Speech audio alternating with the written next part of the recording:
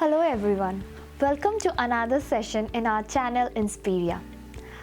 With a strong recessionary tendency in the economy, grasping economic crisis since independence, severely hit pandemic around, and lakhs of farmers protesting in the national highways of capital, this finance budget 2021 was sure a head-turner.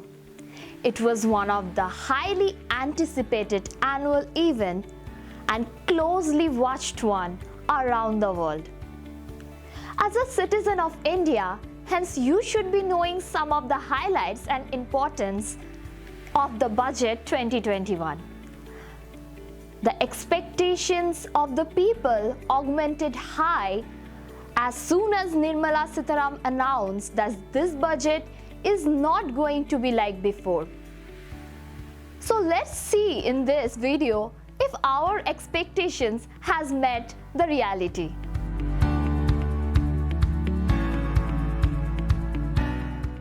Obviously, as a commoner, we are very happy because the tax level remains stable. There's no significant changes to that. Even there's a benefit to us. The dependent aged population aged above 75 years old dependent on pension and interest payments have to no longer pay any more income tax.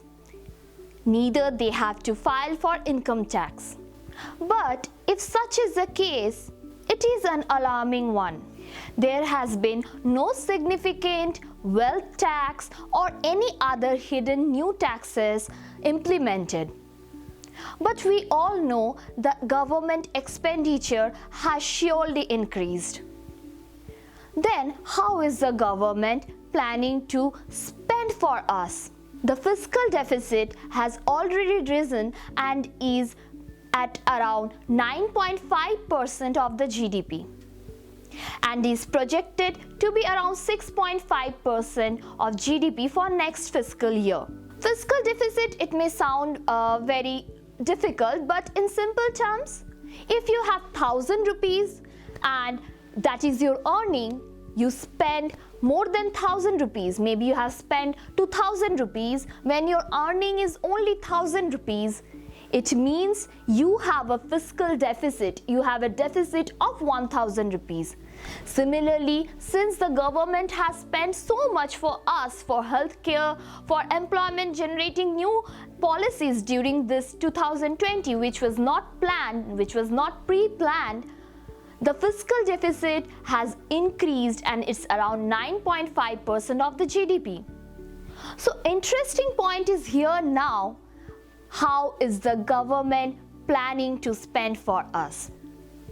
One simple yet effective way is government plans and is planning for disinvestment.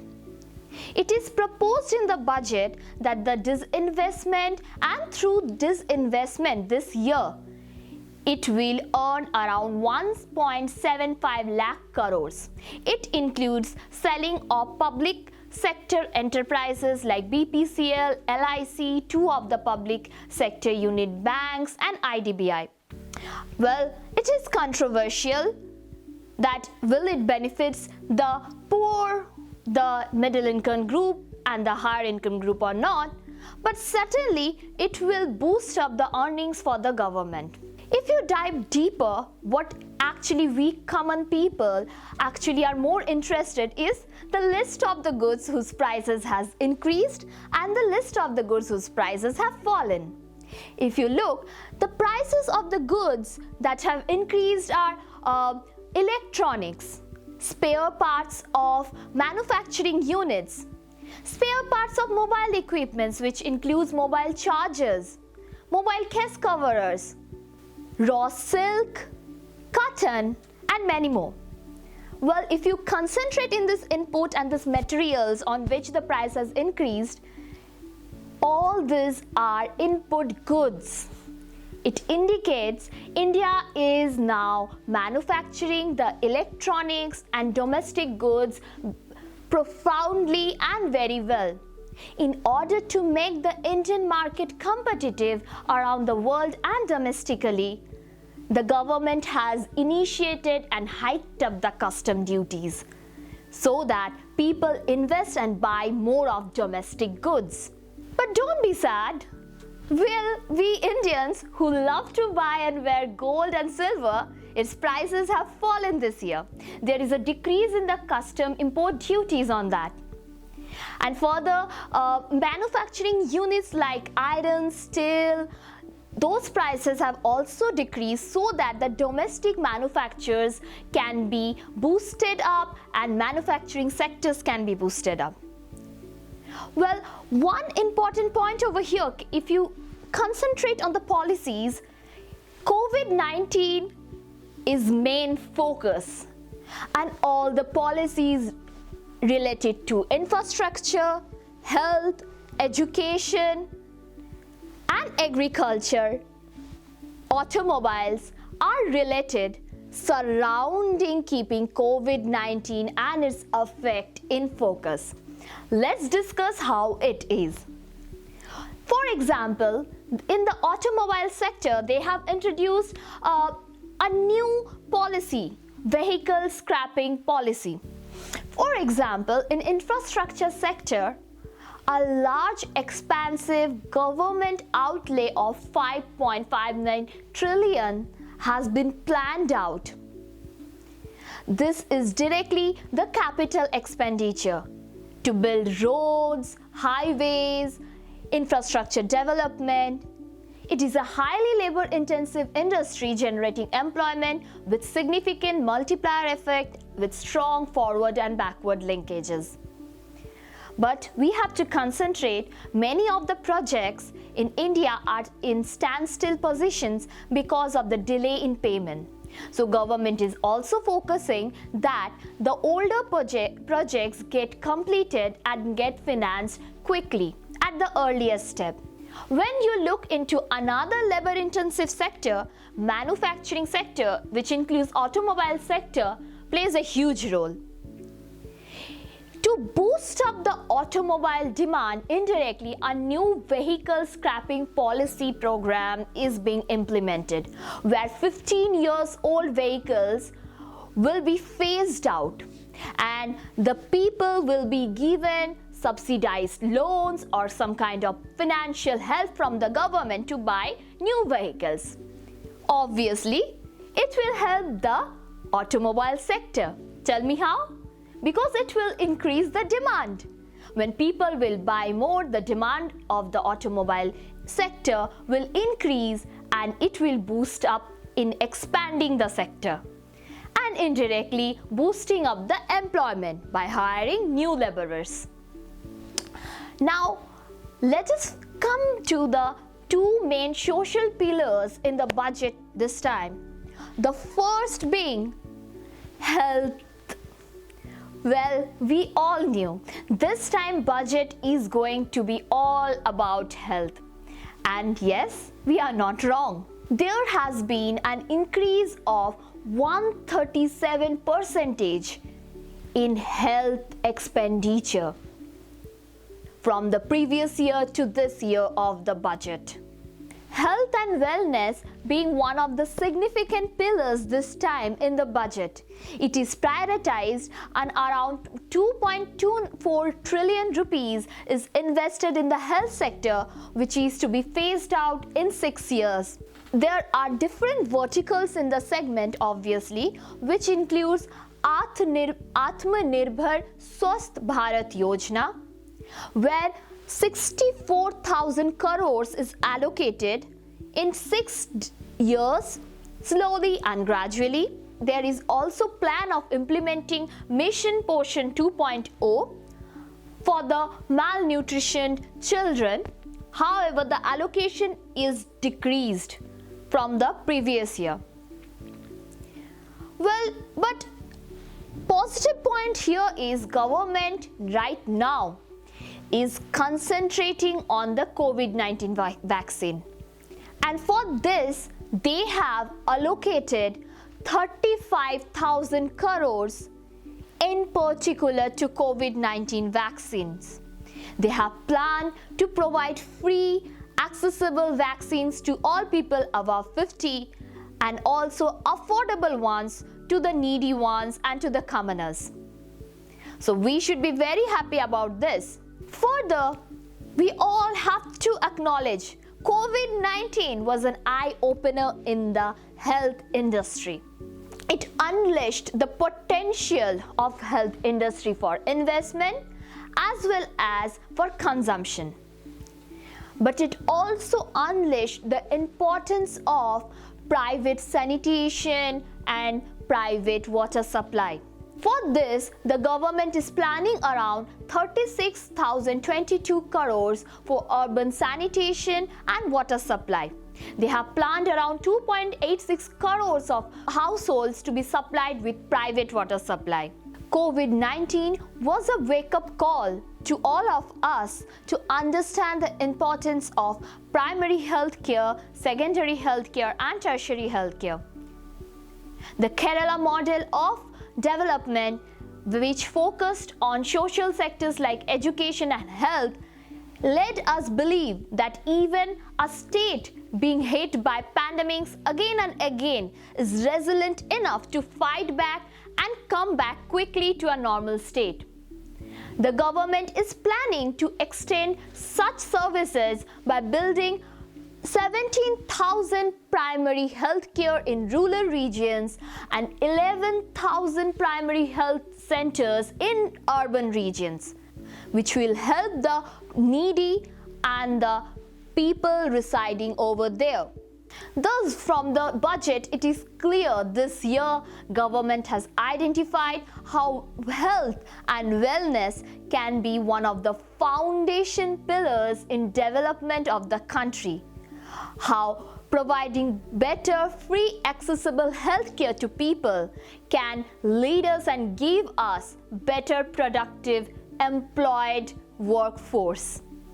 Well, whenever we talk about health, let's not forget education is another important component in the social sector, one of the prime important pillars building up the social sector. If we look into the education sector this year, the government may not have prioritized the education sector, but the silver lining is that the government has increased the outlay. It has increased its expenditure compared to the last year to this year. This shows that government has realized that education, just like health, also needs to be revamped. In order to provide accessible and quality education and incorporate all the components of new education policies, 15,000 schools have been identified which will act like model schools to the rest of the country. They will provide the best education in accordance to the new education policy and act as a forerunner and examples for the rest of the schools in the city and in the state. There is also a proposed allocation on opening of 100 new Army public schools and 750 new Eklavya schools. This will not only enhance free accessible education to the needy, poor, common people, middle income groups, lower income groups, economically weaker section, but also will absorb high quality workforce into education industry who are passionate about learning and delivering the best they have learned. Talking about Eklavya schools, which are specific in tribal areas, there is a proposed increase of allocation of outlay from 20 crores to 36 crores in tribal areas and to 48 crores in hilly and difficult regions. This is aimed to increase the robustness of infrastructure to tribal students. Finally, if I concentrate more, There is also a revamp in the post-matric scholarship by increasing the allocation to 35,129 crores, directly benefiting 4 crores of scheduled caste students in the country. This aims directly for inclusive and better education facilities. Well, the policies of the government in education sector specific revolves around accessibility and affordability. They have laid the importance of coming back to school or back to school policies. Further, through the scholarship programs, they have directly increased the financial assistance to the needy and the poor. There is a proposed increase of international exposure to students to foreign vocational studies, technological-based skill improvements and quality enhancement in partnership with countries like Japan and UAE. Finally, the government has realized the potential of investment in education and health. It may not reap the benefits and returns right now in the present, but it always will benefit and reap greater results to the people and the population in the upcoming years. To some people, this budget may seem that it's an old wine in a new bottle. But investment in the priority sector and social sectors of health as well as education to an extent has surely met us with our expectation. However, direct fund transfer or cash benefits to the poor or investment in empowerment sector, investment in MONREGA has been reduced, which was not expected because it would have been directly helped the poor and the needy people in this precarious moment of economic crisis and pandemic hit nation. The government could implement and propose the best it could. According to me, well, definitely the government could have done better in many ways. But let's not forget, in this precarious moment of economic crisis and pandemic hit nation, the government has put forward the best they could. They have revamped the health sector, which was in priority and was in focus right now. So guys, do let me know, how did you feel about the budget this year? What were your expectations? Was the government being able to meet with your expectations or not? Do comment below in the comment section. Till then, see you in the next video. Bye bye. Take care. Thank you.